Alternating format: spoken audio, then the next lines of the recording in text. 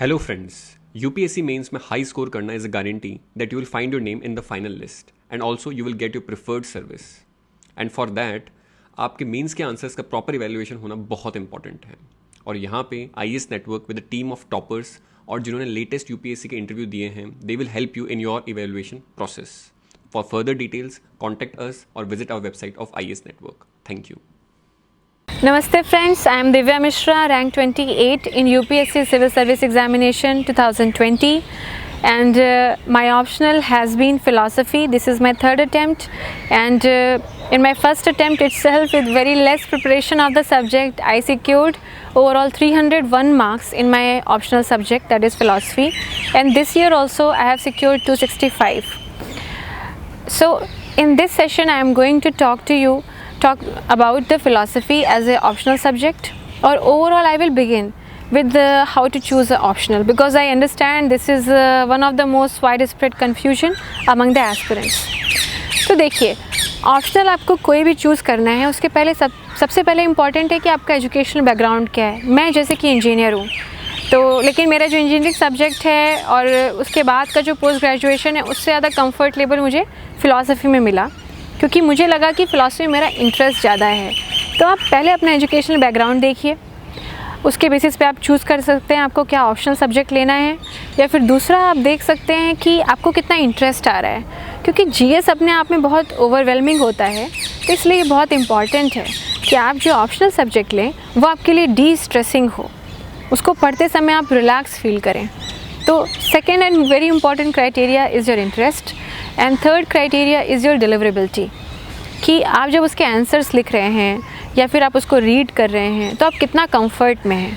जैसे कि फ़िलासफ़ी काफ़ी एब्स्ट्रैक्ट होता है, तो मुझे बहुत कंफर्ट है एब्स्ट्रैक्टनेस के साथ, इसलिए मैंने इसको लिया था. अगर आपको सोशियोलॉजी पसंद है, आपको फ़िज़िक्स पसंद है, आपको मैथ्स पसंद है और आप उसमें अच्छे सही आंसर्स लिख पा रहे हैं जो कि आपको बेटर मार्क्स दिला सकें, तो आप डिलीवरेबिलिटी क्राइटेरिया को भी एक इम्पॉर्टेंट पिलर समझिए अपने ऑप्शनल चॉइस करने के डिसीजन का. उसके बाद फिर आता है कि आप जो जीएस और बाकी सब्जेक्ट्स का नॉलेज है उसको कितना अच्छे से अपने ऑप्शनल के लिए लिवरेज कर पा रहे हैं, क्योंकि सिर्फ ऑप्शनल अगर आप पढ़ेंगे तो वो सिर्फ ऑप्शनल में भी मदद नहीं करेगा ना वो जीएस में करेगा.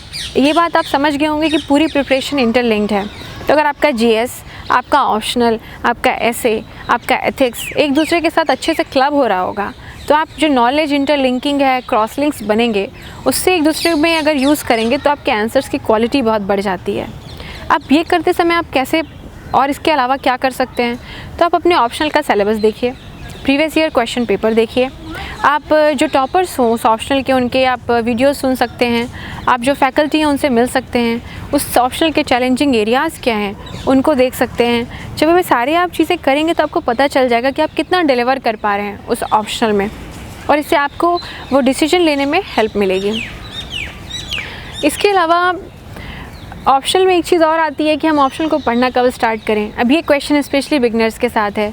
तो मैंने क्या किया था कि पहले जब जीएस कंप्लीट हो गया था उसके बाद 3 महीने ऑप्शनल पढ़ा था और उस समय जीएस का थोड़ा सा वर्कलोड कम था. तो आप ये काम कर सकते हैं कि जब आप ऑप्शनल पढ़ें उसको आप डेडिकेटेड टाइम दें, ताकि उसका टाइम बाकी जगहों पर ना डिस्ट्रीब्यूट हो, क्योंकि ऑप्शनल थोड़ा सा ठीक ठाक एकेडमिक लेवल पे होता है, उसका एक रिगर होता है. तो ये बहुत ज़रूरी है कि आपके अंदर वो कॉन्सेप्चुअल क्लैरिटी, उसके टर्म्स को लेकर के लॉजिकल करेक्टनेस और एक right approach towards answer writing inculcate हो जाए. तो वो जब आप उसको एक डेडिकेटेड टाइम देंगे ऑप्शनल की प्रिपरेशन के लिए तो ही हो पाएगा.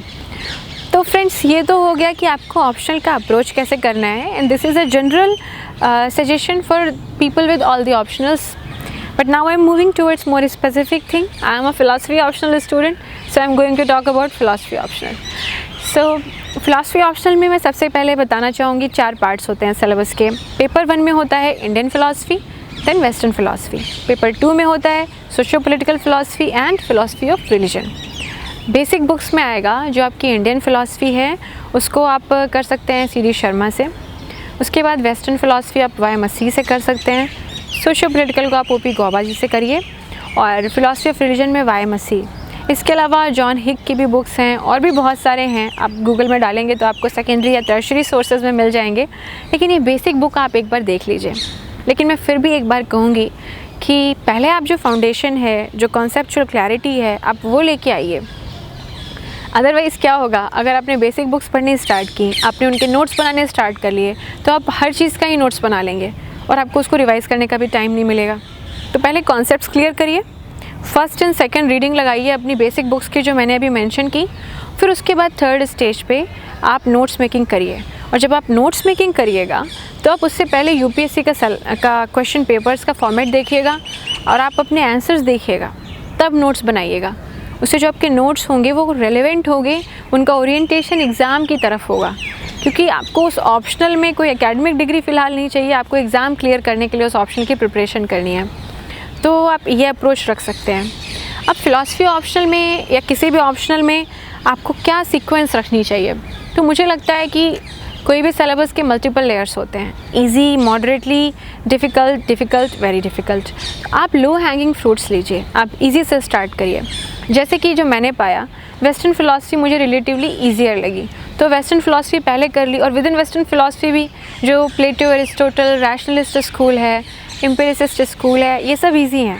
उसके बाद थोड़ा कंटेंट मोर डिफ्यूज्ड है और सेग्रीगेटेड है जब हम क्वाइन, स्ट्रॉसन, लिंग्विस्टिक फ़िलासफ़र्स में जाते हैं। एग्जिस्टेंशलिस्ट स्कूल भी काफ़ी हद तक एक सिक्योर्ड सिलेबस है, तो आप पहले जो इजी लग रहा है उसको कर लीजिए। सेम इंडियन फ़िलासफ़ी, अब इस समय जैसे वेदांता स्कूल है, तो उसमें जो टोटल 5 या 6 स्कूल्स हैं, उनसे भी क्वेश्चन आ रहा है, जो कि पहले फ्रेंच टॉपिक था लेकिन अभी पूछ रहे हैं, तो आपको पूरा तैयार करना पड़ेगा। और इंडियन फ़िलासफ़ी में जो टर्म्स हैं वो संस्कृत के हैं, तो आप समय लगाइए, कॉन्सेप्चुअली उनको अच्छे से समझिए, उन टर्म्स का मीनिंग देखिए और प्रॉपरली उसके नोट्स अच्छे से अरेंज करिए, क्योंकि इंडियन फ़िलासफ़ी में आपको मल्टीपल रिवीजन की ज़रूरत पड़ सकती है। आप प्रीवियस ईयर क्वेश्चंस भी देखिए कि उन टर्म्स पे कैसे पूछा जा रहा है। मैं एक चीज़ और कहना चाहूँगी, वैसे तो जो पेपर 2 है वो बहुत ही एप्लीकेशन ओरिएंटेड होता था और पेपर 1 सिलेबस स्पेसिफिक हम सोचते थे कि होता है, लेकिन आजकल ये चीज़ें चेंज हो रही हैं।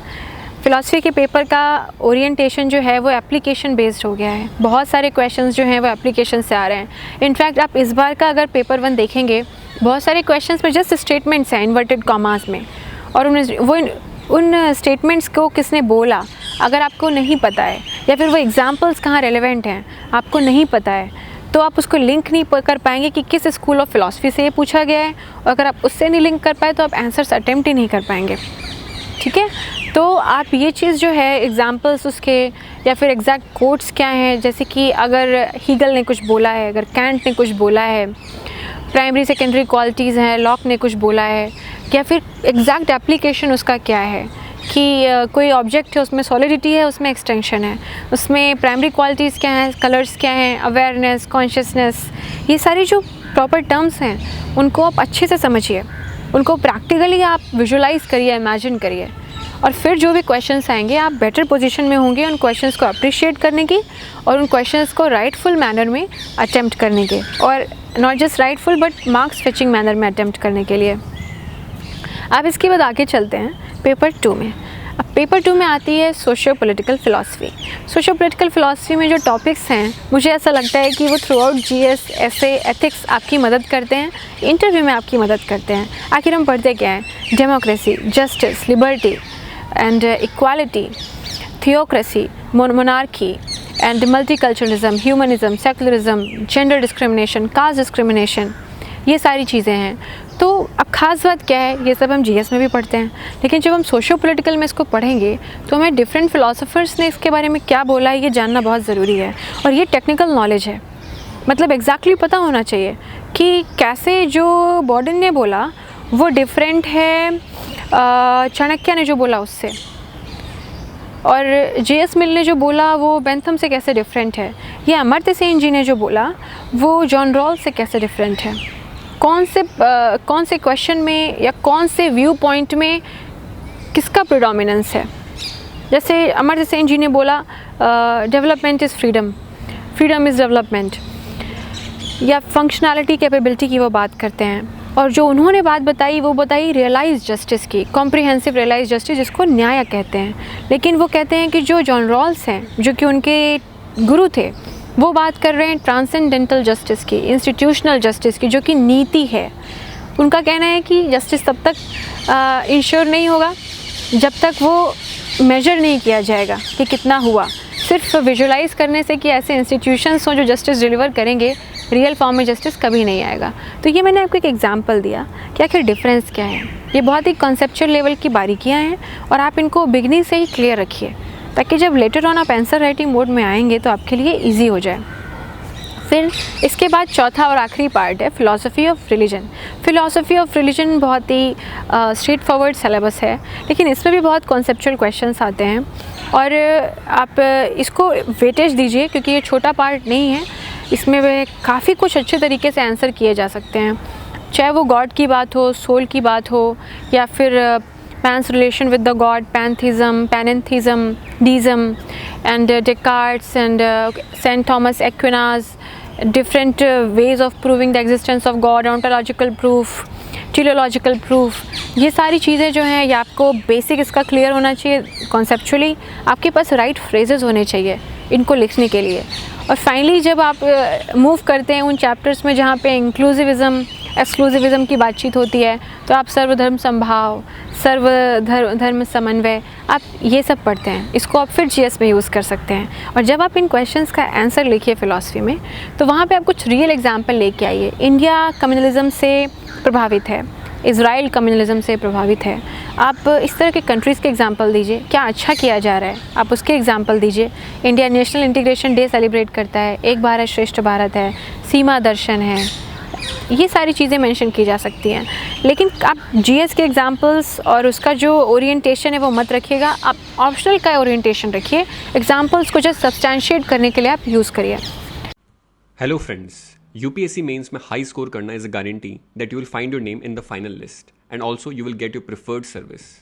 एंड फॉर दैट आपके मेंस के आंसर्स का प्रॉपर इवैल्यूएशन होना बहुत इंपॉर्टेंट है।